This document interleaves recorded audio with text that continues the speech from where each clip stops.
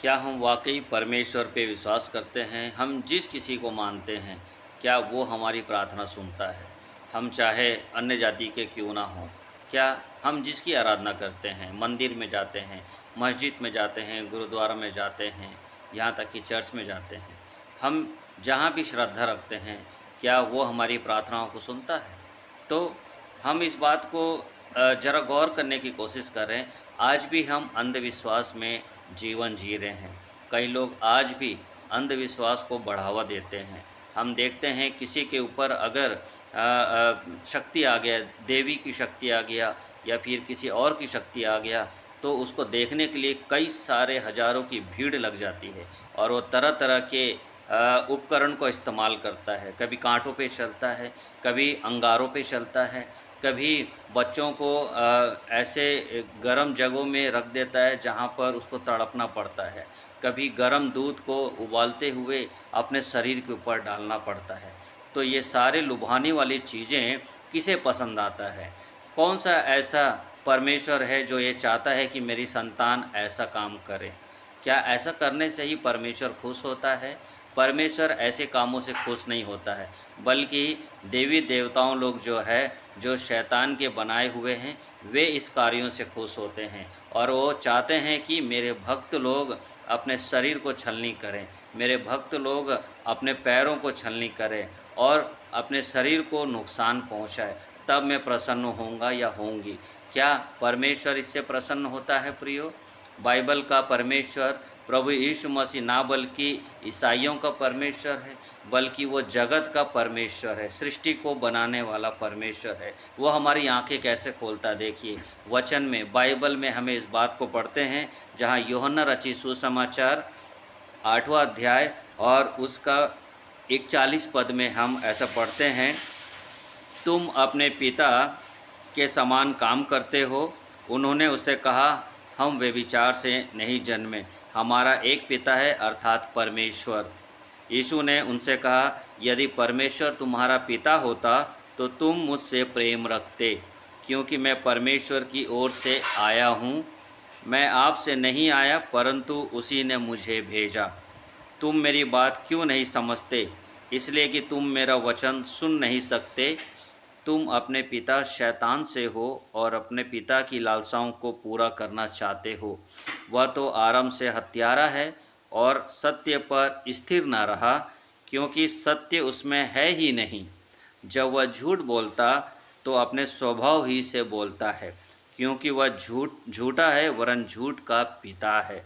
तो यहाँ पर हम देखते हैं यीशु मसीह हमारी आंखों को खोल रहा है और वो इस बात को बोलता है कि वह तो आरंभ से हत्यारा है, वो झूठ का पिता है। तो हमें इस बात को समझने में क्यों विलंब हम करते हैं? बाइबल के परमेश्वर पर हम क्यों विश्वास नहीं करते हैं? क्यों यीशु मसीह पे क्रोधित होते हैं? हम इस बात से हम इसलिए क्रोधित होते हैं क्योंकि सत्य शैतान के अंदर नहीं है, दुष्ट आत्माओं के अंदर सत्यता नहीं है, इसलिए वो यीशु मसीह की बातों को तिरस्कार करते हैं। यहाँ पर प्रभु यीशु मसीह आगे की आयतों में कहता है 15 पद में, परंतु मैं जो सच बोलता हूँ इसीलिए तुम मेरा विश्वास नहीं करते। तुम में से कौन मुझे पापी ठहराता है? यदि मैं सच बोलता हूँ तो तुम मेरा विश्वास क्यों नहीं करते? तो यीशु मसीह कहता है कि कौन मुझे पापी ठहराता है? मैं यहाँ पर इंसानों के बीच में हूँ। कौन मुझे इस बात को साबित करके दिखाएगा कि मैं पापी व्यक्ति हूँ? मनुष्यों में आज इतनी हिम्मत नहीं है। हर कोई व्यक्ति इस बात को बोलता है कि हाँ, हम अच्छे हैं, हम धर्मी हैं, मगर वो वास्तविक नहीं है। बाइबल का परमेश्वर, बाइबल का वचन हमें ऐसा कहता है कि सब पापी हैं, सब लोग ने पाप किया है और परमेश्वर की महिमा से रहित है। तो ये क्यों लिखा है बाइबल में? प्रियो, ये इसलिए लिखा है, सारे मनुष्य जाति पाप से जन्म लेता है और पाप के द्वारा वो मरता है। मगर यीशु मसीह का वचन, परमेश्वर का वचन हमें ये कहता है कि जब हम यीशु मसीह पर विश्वास करते हैं तो हम कभी नहीं मरते हैं। हम पर जो दंड की आज्ञा वो हट जाती है और हम परमेश्वर के पुत्र पुत्रियाँ कहलाते हैं। क्या परमेश्वर आज अपने सिंहासन में जब है तो ये देख के प्रसन्न होता है कि मेरे बच्चे इन कार्यों को कर रहे हैं, देवी देवताओं को प्रसन्न कर रहे हैं? नहीं।